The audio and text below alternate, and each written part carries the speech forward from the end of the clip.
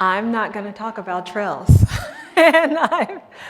The last 2 days have been filled with every expert across every sector talking eloquently and intentionally about trails. Trails are a solution to public health. That's my whole spiel on trails. Now we're going to move on to something else. I have noticed something over the last 2 days, and it's startling to me.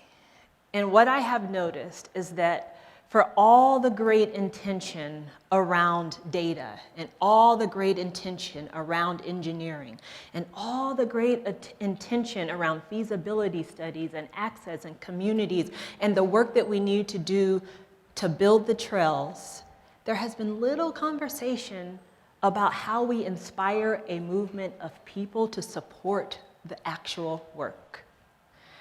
I want to talk to you guys today about inspiration. I'm not a trail expert. I am an expert on how you move people to action. And you move people to action by meeting them at their point of need, by acknowledging their pain and suffering, and by creating space for them to be solution makers. If we are going to advance the great work of every person in this room, we better also get to work on moving people. Today, as we sit here in this room, Flint, Michigan has been without clean water for 1,507 days. We can go almost 3 weeks as a human species without food, but only about 3 days without clean water. And yet, as we sit here right now, a great American city with a population over 60% Black is without clean water. No UN sanctions, no outrage from world leaders, no threats to our government around military action. We are just poisoning the people of Flint, Michigan, and going on about our day. Stephanie Abrams, the woman in this photo, is a GirlTrek team leader in Flint, Michigan. And almost daily, she religiously walks along the Flint River Trail. She's walking to save her life, pollution or no pollution. On this particular day, the news media actually in Flint, Michigan was covering Stephanie because on her 58th birthday, she had organized a group of around 30 friends and family to walk through the streets of Flint, Michigan, in honor of Harriet Tubman. All of her friends and all of her family walked on that day. She was one of about 25,000 women who this March walked in their communities in honor of Harriet Tubman. I was walking too. I don't know how many of you guys are from the East Coast, but March was particularly cold. And on this day, as I was walking, as Stephanie was walking in Flint and I was walking, a nor'easter had bear down on the East Coast. I was on day 2 of a 5-day, 100-mile walk along the Underground Railroad in honor of Harriet Tubman. And a nor'easter with rain and sleet and ice was bearing down over me and the 9 other women who comprised the GirlTrek national staff. And yet, we kept walking. We walked through rain, we walked through sleet, we walked through freezing cold, our socks were wet, we were cold. We walked because we knew that Stephanie in Flint, Michigan was walking. And all of us were inspired by the idea of Harriet Tubman, who we knew had walked more than 90 miles on her first journey to freedom. We started in Harriet Tubman's hometown, and we walked across the eastern shore of Maryland and to Delaware.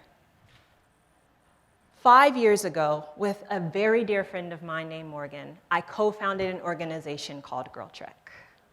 It is not a job and not a nonprofit. It is a labor of love.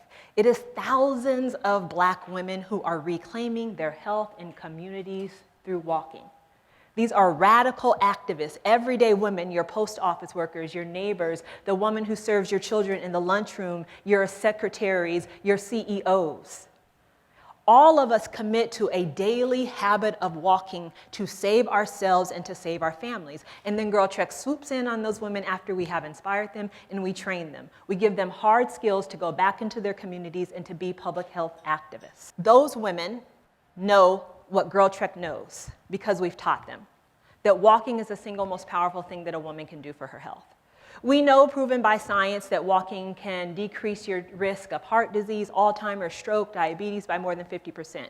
We also know, and I know you know in this room, that walking has greater benefits. Women walking in communities create safer neighborhoods, supportive peer networks, healthy role modeling, and most importantly for this group, a new pipeline of advocates. Because when women are out walking in their neighborhoods and their communities, they notice the crumbling infrastructure, the lack of sidewalks, the lack of access to green space, the lack of trails, and they demand those things for those communities.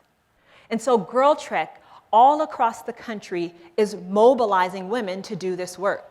We have over 150,000 active walkers. And those women are walking with their families, and they're walking with their neighborhoods, and they're walking with their communities. We have trained over 1,000 women to be organizers in their communities. And those women, we have then gone deeper with specialized training, partnering with the Sierra Club to teach them to be outdoor troop leaders, partnering with the American Council on Exercise to teach them to be fitness instructors, not only giving them hard skills, but skills that they can take out to the workplace. They are creating an entire new infrastructure for their communities. Why? Why was Stephanie walking along the polluted rivers of Flint? And why were we walking in a nor'easter? Why are 150,000 black women who the CDC came to my office and told me were the hardest to reach population of women up every single day walking? Because we at GirlTrek understand the values of the community in which we are trying to serve. And we go deep around the root causes of the health crisis in our communities, and we mobilize around those issues, not assumed values of anyone who we think we want to serve. The woman on the left there is Sandra Bland. She was a trekker with GirlTrek. Some of you may know her. This is her walking with her church team. They were in Aurora, Illinois, just outside of Chicago. Sandra Bland was driving in Texas on their way to an interview at Prairie View A&M University, and she was pulled over by a police officer. I feel like I know what happens next. The media feels like maybe they know what happens next, but what we know is that Sandra Bland never came out alive from police custody. And the next day, the women of GirlTrek mobilized on her behalf. Yet another reason for them to take to the streets of their communities.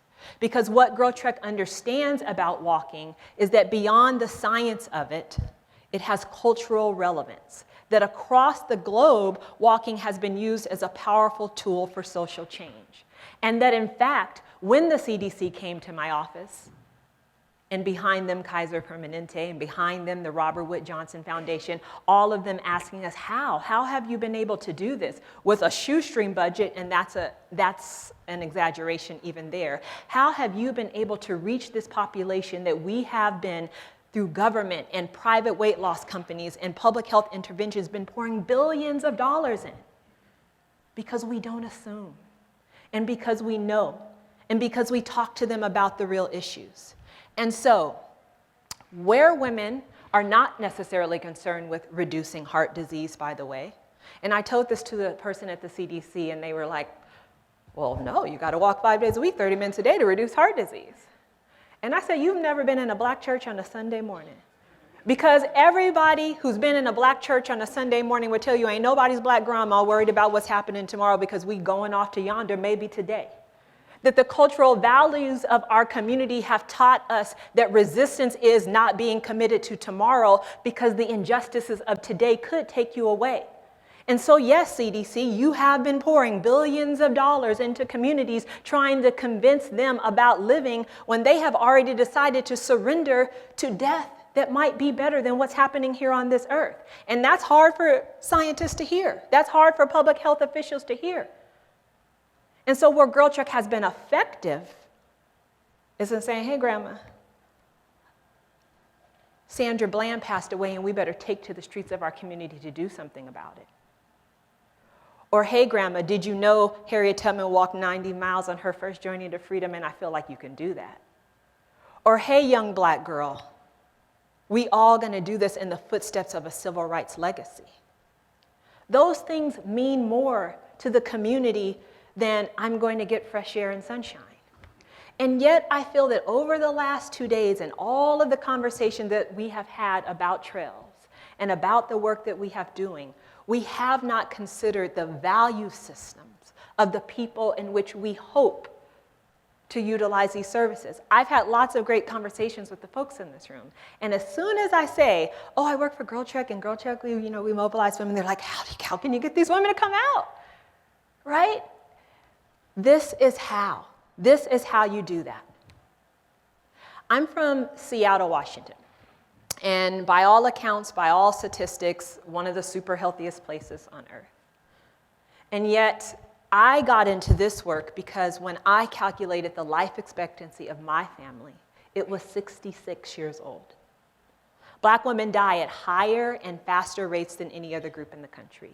80% of black women are over a healthy body weight. 53% of black women are obese. 2/3 of black women get little to no leisure time activity.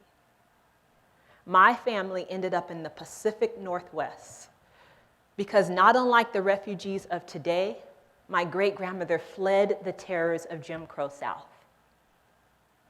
She landed in Missouri. Still unable to find justice, she went further and further north, not unlike Stephanie's family and how they ended up in Flint. And so there my family was in Seattle, access to trails and lots of hiking, lots of REIs, lots of all that stuff.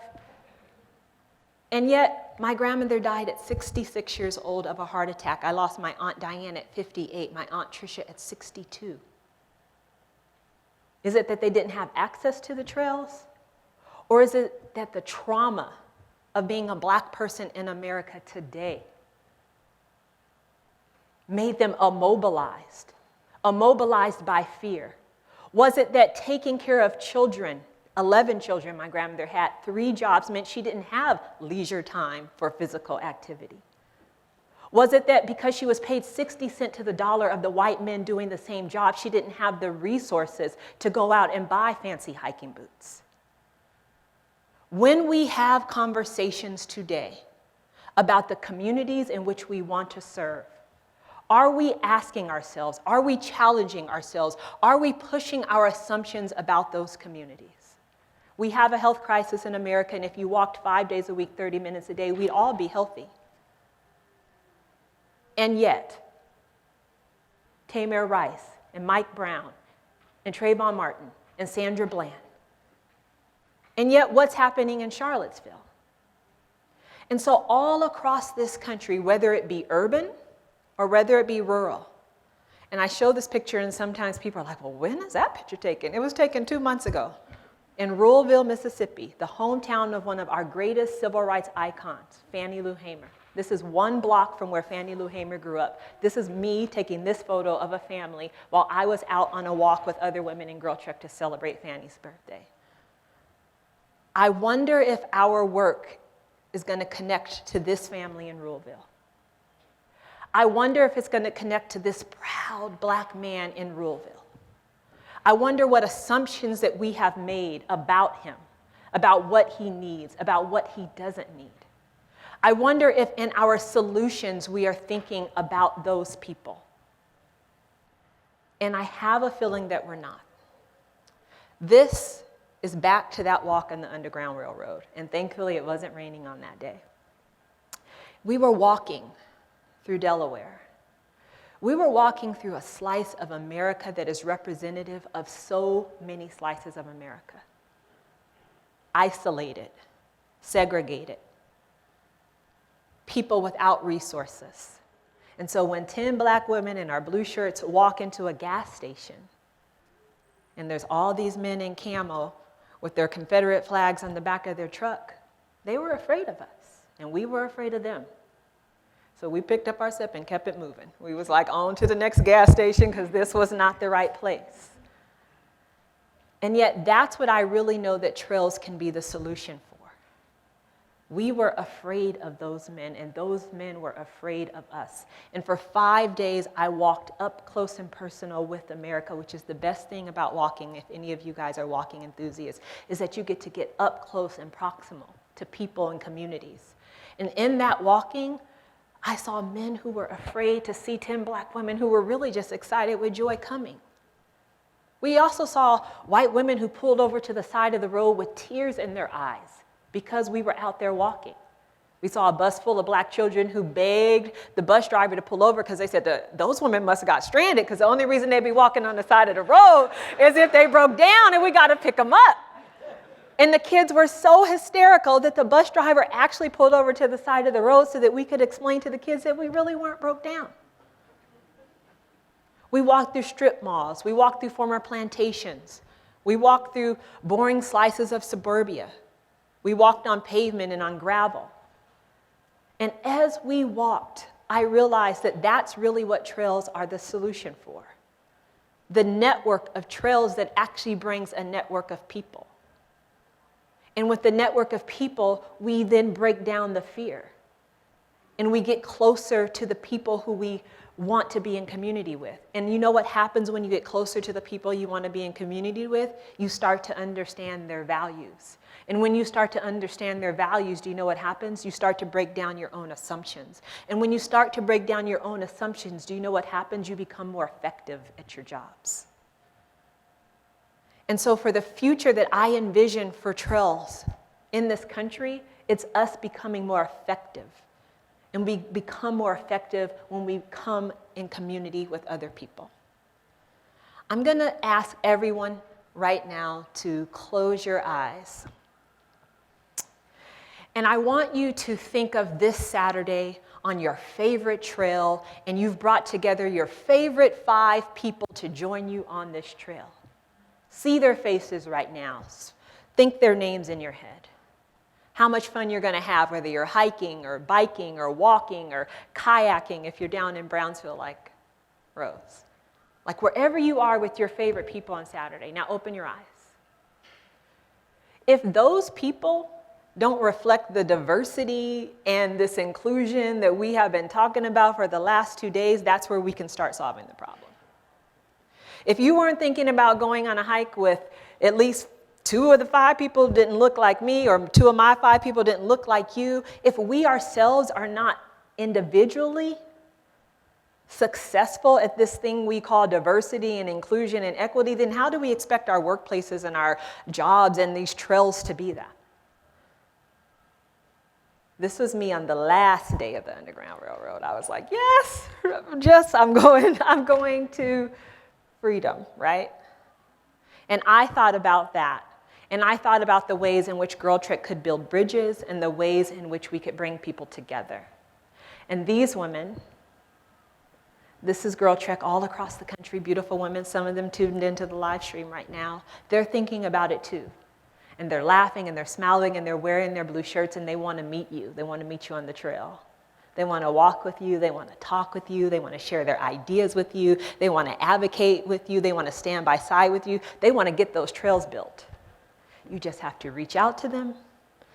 And by reaching out to them, that means you have to reach out to your own individual community so that we can all do this work together. Thank you.